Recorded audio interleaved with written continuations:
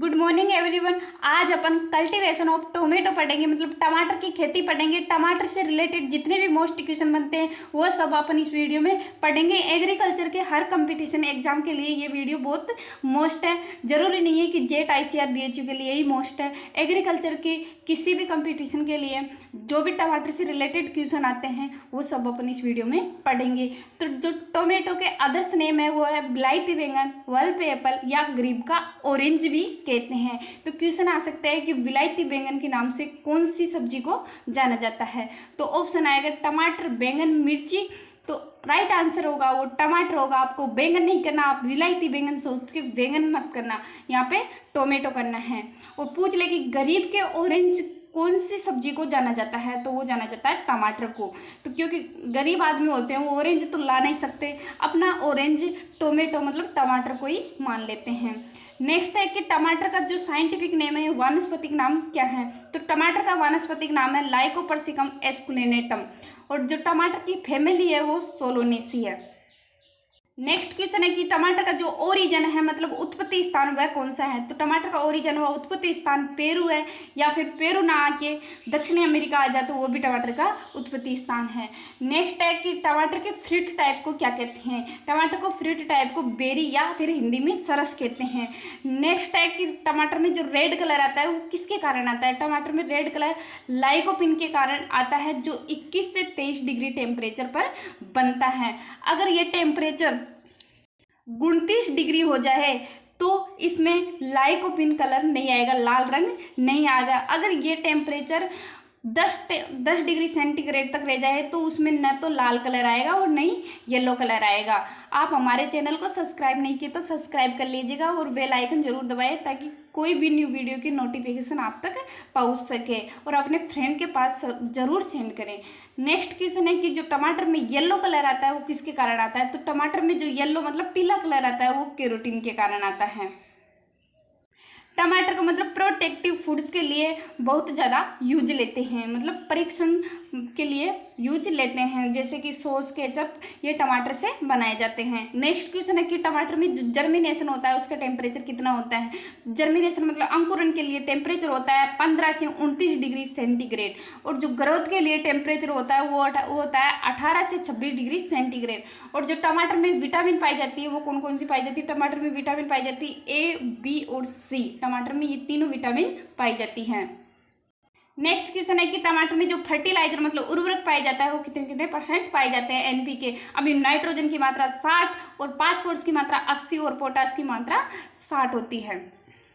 Next question है कि राजस्थान में टमाटर के उत्पादन में जयपुर का प्रथम स्थान है। तो पूरे राजस्थान में टमाटर के प्रोडक्शन में प्रथम स्थान किसका है, जयपुर का। और जयपुर में भी एक स्थान है बस्सी, वहाँ पे सर्वाधिक टमाटर होते हैं, सबसे ज़्यादा टमाटर वहीं पे होते हैं। नेक्स्ट है कि टमाटर में जो लाइकोपिन कलर होता है वो 21 से 23 डिग्री टेम्परेचर पर सर्वाधिक बनता है, मतलब सबसे ज़्यादा लाल कलर टमाटर 21 से 23 डिग्री सेंटीग्रेड टेम्परेचर पर होता है। और 29 डिग्री टेम्परेचर पर लाल रंग नहीं बनता है तथा पीला रंग का ही रह जाता है। 29 डिग्री टेम्परेचर पर टमाटर का लाल रंग नहीं बनता है, ओनली वो पीला रंग का ही रह जाता है।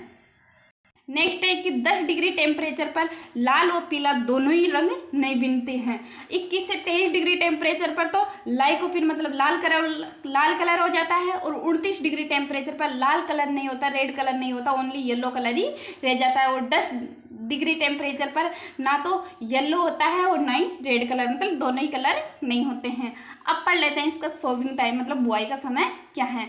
तो बुआई का समय इसका जून जुलाई में भी करते हैं। अगर आप खरीफ ऋतु में टमाटर की खेती करने चाहते हैं तो उसकी जो बुआई करते हैं वो जून जुलाई में करते हैं, और सर्दियों की मतलब नवंबर दिसंबर में करते हैं। अब टमाटरों के पहले नर्सरी तैयार किए जाते हैं, जिसमें वो नर्सरी से 4-5 सप्ताह मतलब लगभग 1 मंथ के बाद टमाटर को उस नर्सरी से उखाड़कर अपने खेत में प्लांटेशन कर देते हैं। अब उस प्लांटेशन करने का समय शाम के टाइम टमाटर की पौधों का प्लांटेशन करना चाहिए, क्योंकि शाम के टाइम जब वो रात को अच्छी ग्रोथ कर पाएगी, क्योंकि कोई टेम्परेचर नहीं होगा तो वो रात में अपनी अच्छी ग्रोथ करती। तो टमाटर की बीजों की नर्सरी से खेत में रोपण कर देते हैं।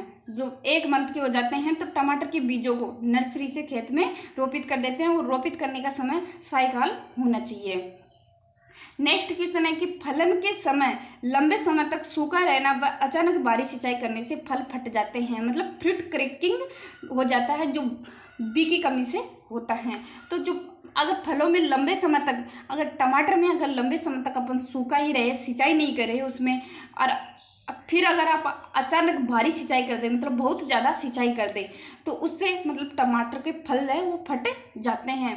तो आप उनको मतलब 10-15 दिन के अंतराल पर हल्की हल्की सिंचाई करनी चाहिए टमाटर के खेत में। टमाटर को सूखा नहीं छोड़ना चाहिए और अचानक भारी सिंचाई भी नहीं करना चाहिए, मतलब 10-15 दिन के अंतराल पर हल्की हल्की सिंचाई करना चाहिए।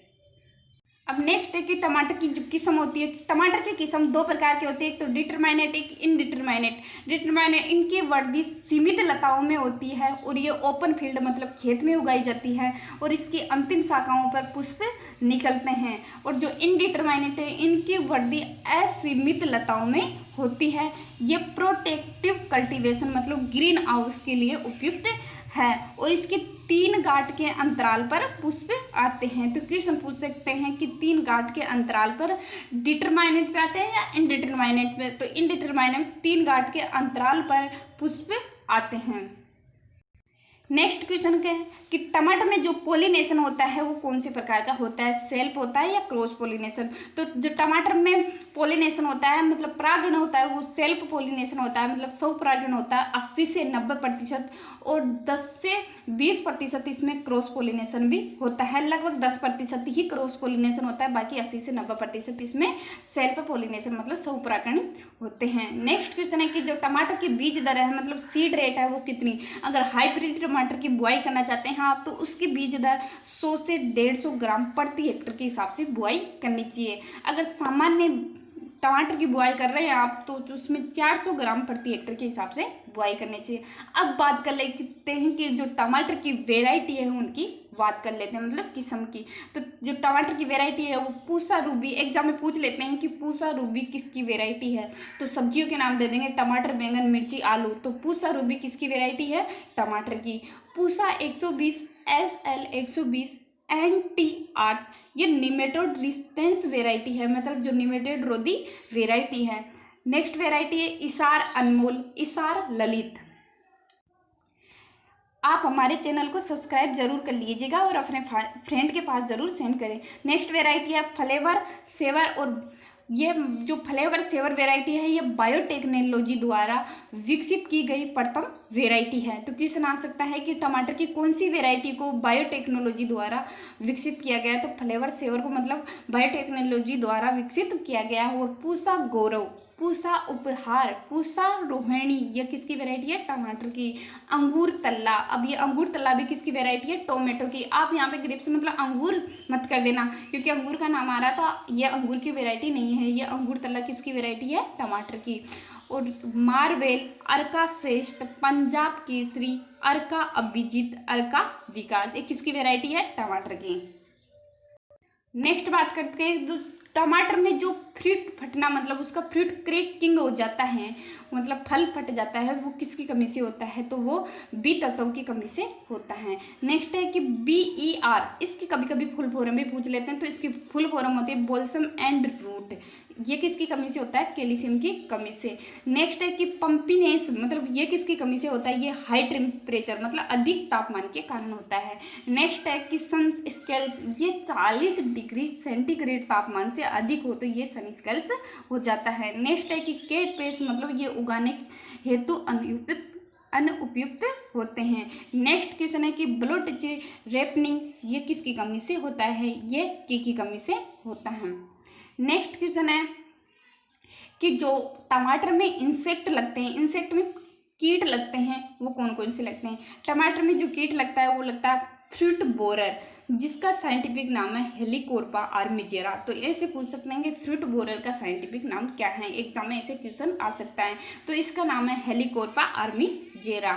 नेक्स्ट है कीट है वाइट फ्लाइज, इसका जो बॉटनिकल नेम है मतलब साइंटिफिक नेम है वो है बोमेसिया टेबेसिया। तो वाइट फ्लाई का मतलब बोमेसिया टेबेसिया और फ्रूट बोरर का हेलिकोर्पा आर्मिजेरा। नेक्स्ट बात करते हैं कि टमाटर के डिजीज मतलब टमाटर के रोग। अब टमाटर के फर्स्ट डिजीज है लेट ब्लाइट डिजीज, जिसे हिंदी में फचेती झुलसा भी कहते हैं। अब इसे लेट ब्लाइट डिजीज का कोजल ऑर्गेनिज्म एग्जाम में पूछ लेते हैं, मतलब पैथोजन क्या है। तो इसका पैथोजन है फाइटोफथोरा इन्फेक्शंस। और जो लेट ब्लाइट डिजीज के सिम्टम्स हैं, मतलब रोग के लक्षण है, वो है कि ये रोग के लक्षण सबसे पहले निचली पत्तियों पर दिखाई देते हैं। जब इस रोग के सिम्टम्स हैं वो निचली पत्तियों पर दिखाई देते हैं, भूरे रंग के अनियमित आकार के धब्बे बन जाते हैं। कुछ दिनों में पत्तियां झुलस कर नीचे गिरने लग जाती हैं। अब पत्तियों गिर कर नीचे गिरने लग जाती है अगर झुलस कर, तो पौधा भी तो खराब हो जाएगा धीरे धीरे, अगर उसका कंट्रोल नहीं करेंगे तो खराब हो जाता है। मैं चलो आपको दिखाती हूँ कि ये जो लेट ब्लाइट डिजीज है इसके लक्षण कैसे दिखाई देते हैं। ये मेरे खेत में से खींची हुई पिक है। ये मैं खुद खेत में हमारे टमाटर की खेती करते हैं, तो मैं खुद खींच के लेके आई थी। अब ये टमाटर में जो डिजीज हो रहा है ये लेट ब्लाइट डिजीज है। देखो इसमें अनियमित आकार के धब्बे बन रहे हैं। इसमें एक ही आकार के धब्बे तो बन नहीं रहे, और मतलब पास पास में पीले पीले से भी दिखाई दे रहे हैं, मतलब येलो कलर भी दिखाई दे रहा है। तो ये पत्तियां मतलब कुछ दिनों में पूरी झुलस जाती है और पीली पड़कर नीचे गिर जाती है। अगर इसका कंट्रोल नहीं करे तो धीरे धीरे ये पूरा पौधा नष्ट हो जाता है।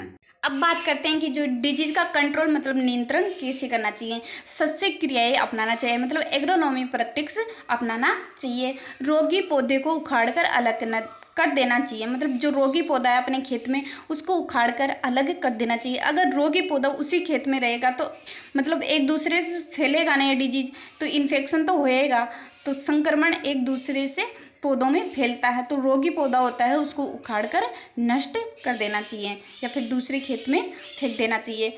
10-15 दिन के अंतराल पर हल्की सिंचाई करता रहना चाहिए, मतलब टमाटर के खेत में 10-15 दिन के अंतराल पर हल्की हल्की सिंचाई करनी चाहिए। और जो टमाटर में मेनकोजेब 2 ग्राम दवा प्रति लीटर के हिसाब से मतलब उसमें पानी में घोल कर उसका छिड़काव करना चाहिए। और इसमें कार्बो ऑक्सीक्लोराइड का भी इस्तेमाल कर सकते हैं आप। नेक्स्ट डिजीज है अर्ली ब्लाइट डिजीज, जिसे हिंदी में अगेती झुलसा डिजीज कहते हैं। अब इसका पैथोजन है कोजल ऑर्गेनिज्म है वो अल्टरनेरिया सोलोनी है। ये पूछ लेते हैं एग्जाम में, ये आपको याद करना है, अल्टरनेरिया सोलोनी। इसके सिम्टम्स है कि रोग के लक्षण नर्सरी व खेत में रोपण करने के बाद दिखाई देते हैं। इसके रोग के लक्षण जो या तो नर्सरी में आप उसकी नर्सरी करोगे तभी दिखाई देंगे या फिर खेत में दिखाई देंगे। पत्तियों पर छोटे छोटे धब्बे दिखाई देते हैं। संक्रमित पत्तियां पीली पड़कर नीचे गिर जाती है तथा फल भी सड़ जाता है। अगर उसकी पत्तियों में फल आना प्रारंभ नहीं हुआ, अगर पत्तियों में ये डिजीज फैल गया तो पत्तियां पीली पड़कर नीचे गिर जाती है। अगर ये फ्रूट आने के बाद डिजीज हो जाता है तो इसके फल सड़ने लग जाते हैं और अपनी उपज में बहुत अधिक कमी आ जाती है, मतलब इसका सीधा प्रभाव उपज पर पड़ता है। तो इसकी कंट्रोल करने के लिए आप मेनकोजेब का इस्तेमाल कर सकते हैं।